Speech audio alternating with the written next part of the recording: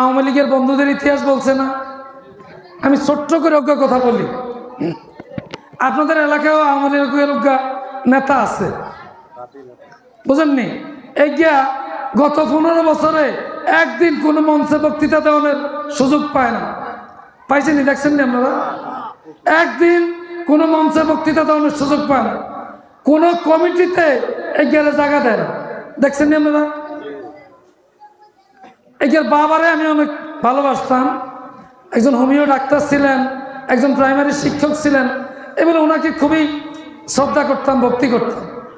এগিয়ে বাবাই কবে মরছে এটাও এগিয়ে খবর আছে কিনা জানি না, কিন্তু দেশের থেকে যখন শেখ হাসিনা মানুষের পিটুনির গণপিটুনির ভয়ে যখন অন্ধকারে পালিয়ে গেছে, যখন আওয়ামী লীগের দেশের কোন আওয়ামী লীগ বলে পরিচয় দেয় না, ঠিক সেই সময় একটা স্কুলের অফিসের তালা ভাঙ্গা সেখানে এসে শেখ হাসিনার জন্মদিন পালন করে। কি আপনারা দেখছেন না? তা আমরা সেগুলিও মান্য নিছি, মান্য নিয়ে চুপ করে দিছি।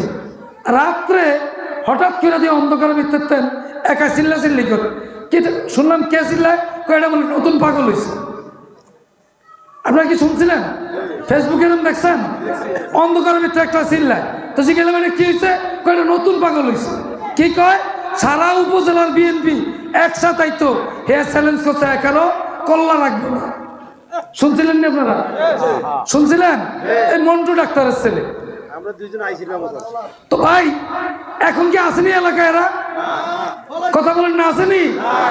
দেখছেন নি করে এমন সেন কান নেই, ধমক দিয়া পরে পেছনের দরজা খোলা না বন্ধ, এটা টোকান, এমন সেন কান।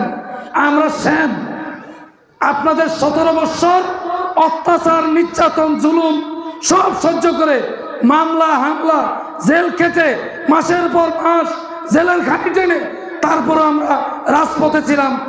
আমরা লাঠির সামনেই দাঁড়িয়ে মিছিল করছি, মিটিং করছি, হরতাল করছি, সমাবেশ করছি। আমরা বলতে পারি আমরা সেন।